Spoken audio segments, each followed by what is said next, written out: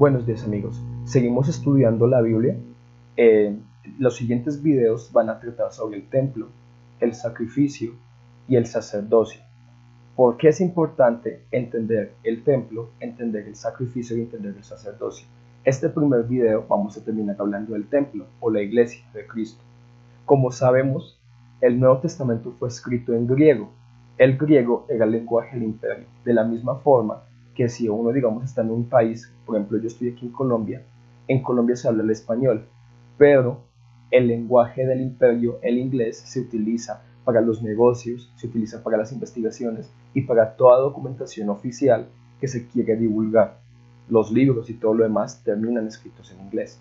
De la misma forma, en el Nuevo Testamento, el griego fue el lenguaje en el cual se escribió el Nuevo Testamento, y eso le genera connotaciones muy diferentes a las que nosotros tradicionalmente conocemos hoy en día.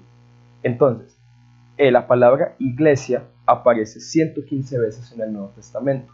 Aparece en Mateo, aparece en Hechos, aparece en 1 Corintios, aparece en Apocalipsis, aparece en todas las partes de la Biblia, y en ningún momento va a terminar demostrando que la iglesia es un lugar a donde uno va.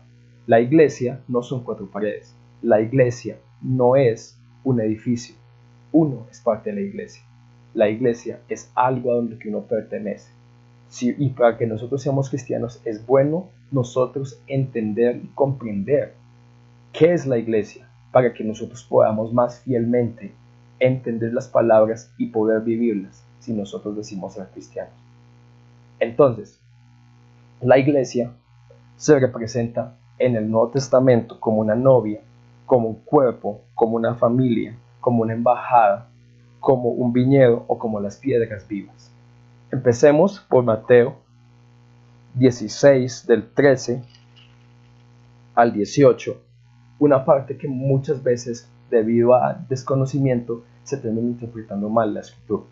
Entonces, si nosotros leemos en Mateo 16, del 13, dice así: viniendo Jesús a la región de Cesarea de Filipo, preguntó a sus discípulos diciendo: ¿quién dicen los hombres que es el Hijo del Hombre?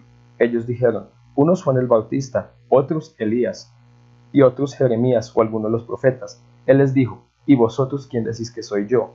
Respondiendo Simón Pedro dijo: tú eres el Cristo, el Hijo del Dios viviente. Entonces se le respondió Jesús: bienaventurado eres Simón, hijo de Jonás, porque no te lo reveló carne ni sangre, sino mi Padre que está en los cielos. Y yo también te digo que tú eres Pedro, y sobre esta roca edificaré mi iglesia, y las puertas del Hades no prevalecerán más. Entonces, ¿sobre qué fundamento está fundada la iglesia de Cristo? La iglesia de Cristo está fundada en que Él es el Cristo, el Hijo del Dios viviente, porque Él es el que Él es por encima de todas las cosas, no sobre la revelación que se le trajo a Pedro. Obviamente, Dios, por medio del Espíritu Santo, le reveló a Pedro que Él era el Cristo. Claro que sí. Pero Cristo sabía que necesitaba una iglesia, entonces lo termina inculcando, y en ningún momento termina diciendo la iglesia es un edificio. Si nosotros vemos en Hechos 2:47, termina diciendo así: alabando a Dios y teniendo favor con todo el pueblo, y el Señor añadía cada día a la iglesia los que habían de ser salvos.